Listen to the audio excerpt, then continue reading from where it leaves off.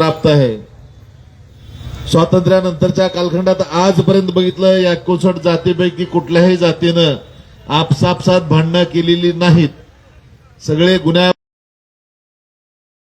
त्याच्यापेक्षा लहान या जातीचं वर्गीकरण आम्ही कधीच केलं नाही आणि तसं जर करत असते तर माझ्यासारखा एका ढोराचा 0.1% मतदान नसलेला या तालुक्याचा 3दार आमदार होऊ शकतो।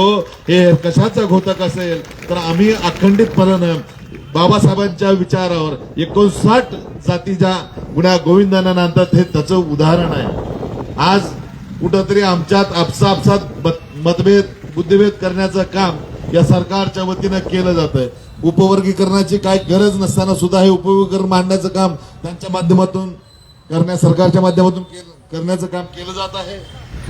खऱ्या अर्थानं जर आपण एक बघितलं तर हे जर करायचंच असेल घटनेत बदल करायचा विचार जर असेल सरकारचा तर त्यांनी एक समिती नेमलेली आहे। त्या समितीच्या संदर्भात आता बोलत असताना या ठिकाणी सन्माननीय ॲडव्होकेट चव्हाण साहेबांनी सांगितलं की न्यायमूर्ती आनंदजी बद्दर यांची एक व्यक्तीची समिती नेमलेली आहे। ती योग्य का? ते बिलकुलच योग्य नाही। हे 13% आरक्षण संविधानात मार्फत मिळालेलं बाबासाहेबांनी दिलेलं आम्हाला आरक्षण त्यात बदल करण्याचा अधिकार एका व्यक्तीला आणि त्याचबरोबर आपण जर बघितलं त्या बद्दर समितीच्या बाबतीत तर त्यांचा अहवाल अजूनही आपल्याला प्राप्त झाला नाही। तो अहवाल सार्वजनिक व्हायला पाहिजे, त्याच्यावर चर्चा व्हायला पाहिजे, लोकांतून मतं मागवली गेली पाहिजे। मग देशातलं धोरण ठरवत असताना त्या विधानमंडळात असेल लोकसभेत असेल तुम्ही काय बदल करायचा तो नंतरचा भाग जाईल, पण त्याआधी तो अहवाल आम्हाला वाचण्यासाठी प्राप्त व्हायला पाहिजे, तेही झालेलं नाही। आणि आज आपण बघितलं तर त्या अहवालाच्या म्हणजे बद्दर समितीच्या बाबतीत एक व्यक्ती न करता जातीच्या संवेदनशील जातीच्या बाबतीत व्यापक विचार सामाजिक दृष्ट्या गुंतागुंतीचा विषय असणाऱ्या यासाठी जे आमच्या जातीची काही मंडळी या कमिटीत असायला हवी, त्यांच्या माध्यमातून याच्यावर अभ्यास करून उपवर्गीकरण करणं गरजेचं की नाही गरजेचं आहे याचा अहवाल सुद्धा मागवणं गरजेचं आहे। पण तसा विचार केला जात नाही। त्याबद्दल मी या सरकारचा निश्चितपणानं तुम्हा सर्वांच्या वतीनं आणि माझ्या वतीनं निषेध व्यक्त करतो की आमच्यात कुठलंही भांडण असताना तुम्ही काय म्हणून आमच्यात भांडण लावण्याचं काम करता। आता आधी बघितलं ओबीसी आणि मराठा हा वाद आता संपुष्टात येत आहे। आता आपल्या तानीपरा आपण भांडणं करावीत आणि त्याचा फायदा म्हणजे इंग्रजाची जी नीती मांडली जाते त्या नीतीप्रमाणे आपसात भांडण लावण्याचं काम करण्याचं काम केलं जात आहे।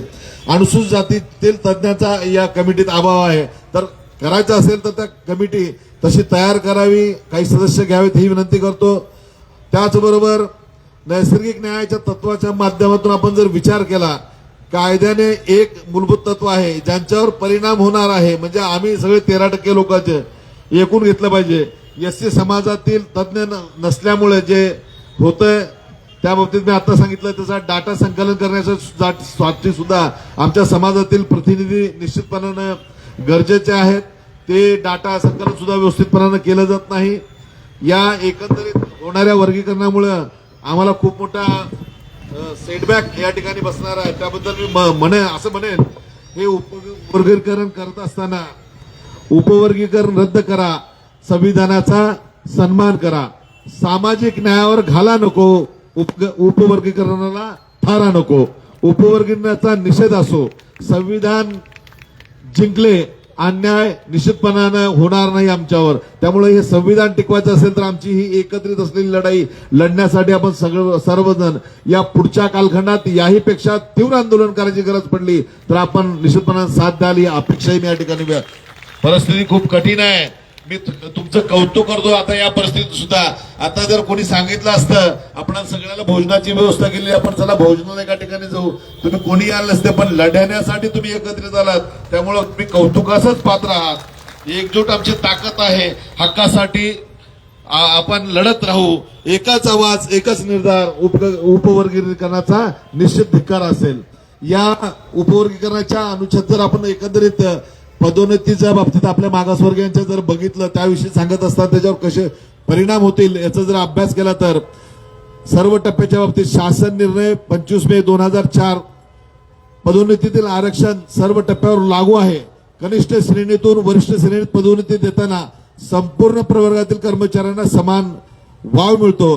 जर उपवर्गीकरण केले तर वरिष्ठ पदावरील अनुसूचित जातीच्या आधीच मर्यादित असले प्रतिनिधित्व या नंतरच्या कालखंडात विखुरले जाऊन कमकुवत करण्याचा या सरकारचा डाव आहे. त्यामुळं आमच्या बांधवांना नोकरीचे असलेलं आरक्षण आहे, त्याची पदोन्नती आहे, त्याच्यावर घाला घालण्याचं सुद्धा या सरकारचं पुढच्या कालखंडातलं धोरण आहे. बिंदू नामावली ज्याला आपण रोस्टर म्हणतो, जे नोकरीत आहेत त्यांना माहित आहे 100%च्या मानानं आपलं जर बघितलं तर आपल्या आरक्षणाच्या जागा त्या पहिल्यांदा भरल्या जातात आणि नंतर मग दुसऱ्या जागा भरल्या. आता हे उपवर्गीकरण केलं तर निश्चितपणे त्यातही बदल पडेल आणि नंतर आपल्याला आपल्या मुलाबाळांना भविष्य काळातल्या खूप मोठ्या अडचणीला सामोरं जावं लागणार आहे. त्यामुळे या गोष्टीला विरोध करणं आपण गरजेचं आहे. जात वैधता प्रमाणपत्राच्या बाबतीत जरी आपण बघितलं, नियुक्ती किंवा पदोन्नतीने जात वैधता प्रमाणपत्र सादर करणे बंधनकारक केल्यामुळे आधीच अवैध दाव्यांना पायबंद बसून मूळ अनुसूचित जातीचे आरक्षण सुरक्षित राखले जात आहे. तर यात बदल करू नका ही आमची मागणी या निमित्तानं आहे. बार्टीने संकलित केलेल्या आरक्षण धोरणानुसार संविधानाचा सामूहिक आधार 2004चा आरक्षण कायदा अचूक बिंदू नामावली, उमेदवारांची अदलाबदल आणि जात वैधता पडताळणी या घटकांच्या काटेकोर अंमलबजावणीमुळे अनुसूचित जातीमधील अंतर्गत उपवर्गीकरण रोखण्यास आणि संपूर्ण वर्गातील ही जोपासण्यास मदत होणार आहे. तेव्हा आपण सर्वजण भविष्यकाळातल्या या उपवर्गीकरणाला विरोध करण्यासाठी एकत्रितपणानं लढा देण्यासाठी आपण एकत्रित राहूया. या ठिकाणी कुठल्याही जातीचा धर्माचा विचार न आणता आपण या उपवर्गीकरणाला विरोध करण्यासाठी एवढ्या मोठ्या संख्येने उपस्थित आहात, त्याबद्दल विचारपटावर उपस्थित असलेल्या सर्व नेते मंडळींचे, तुमच्या माता भगिनींचे, बंधुभावांचे आणि खास करून लोकशाहीचा चौथा थांब आपण ज्याला संबोधतो हे सर्व माझे पत्रकार बांधव यांचंही मी मनपूर्वक या ठिकाणी ऋण व्यक्त करतो. आपण सर्वजण मोठ्या संख्येने या ठिकाणी आलात. या ठिकाणी या उपवर्गीकरणाला झालेला विरोध